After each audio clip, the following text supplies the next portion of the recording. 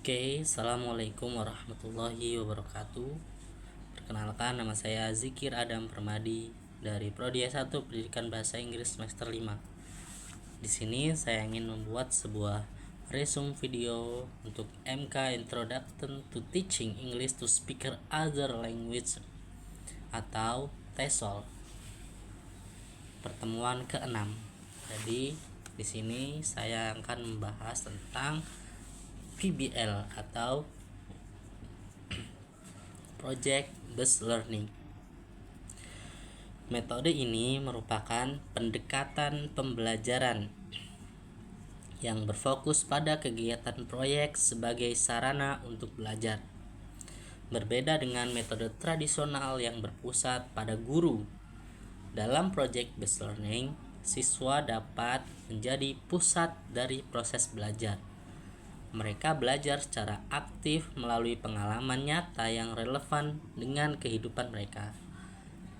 Dari materi yang saya pelajari, saya memahami bahwa Project Based Learning membantu siswa untuk belajar secara aktif, kolaboratif, dan kreatif.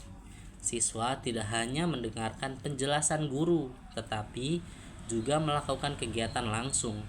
Hal ini sesuai dengan konsep learning by doing dari John Dewey, yaitu belajar melalui pengalaman. Dalam konteks pengajaran bahasa Inggris, metode ini sangat efektif karena membantu siswa menggunakan bahasa Inggris dalam situasi yang autentik, tidak hanya di kelas tetapi juga dalam kehidupan sehari-hari. Ada beberapa langkah penting dalam penerapan Project Based Learning. Pertama, yaitu memilih topik atau proyek yang menarik dan relevan dengan pelajaran. Kedua, merencanakan kegiatan proyek secara rinci. Ketiga, melakukan riset untuk mengumpulkan informasi dan sumber pendukung. Keempat, mengembangkan produk proyek seperti video, poster, atau artikel. Dan terakhir, mempresentasikan hasil proyek kepada orang lain baik di kelas maupun secara daring. Selain langkah-langkah tersebut, metode ini memiliki banyak manfaat Project Based Learning, yaitu salah satunya manfaatnya Project Based Learning dapat meningkatkan kemampuan berpikir kritis, komunikasi, kolaborasi, dan pemecahan masalah. Pembelajaran menjadi lebih bermakna karena siswa belajar langsung dari pengalaman.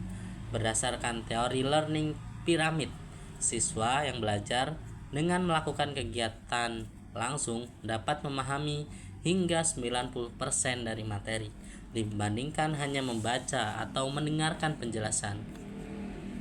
Metode ini juga berkaitan dengan teori Zone of Proximal Development (ZPD) dari Vygotsky yang menjelaskan bahwa guru berperan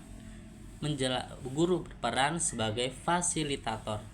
Dalam Project Based Learning, guru tidak mendominasi kelas, tetapi memberikan bimbingan sesuai kebutuhan siswa agar mereka tetap mandiri dalam proses belajar.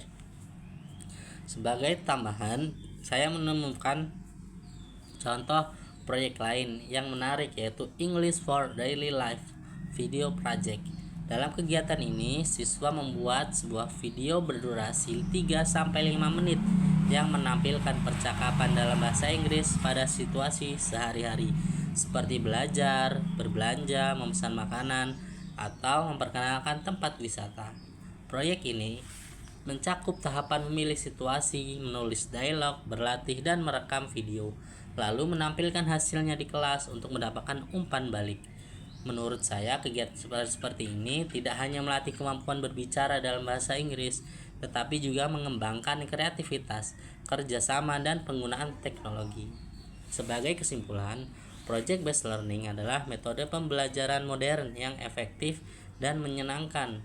Metode ini membuat siswa lebih aktif, kreatif, serta mampu menerapkan bahasa Inggris dalam konteks nyata.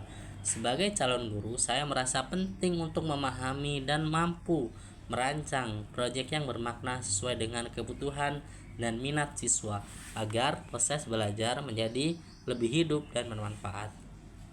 Mungkin cukup sekian dari saya. Assalamualaikum warahmatullahi wabarakatuh.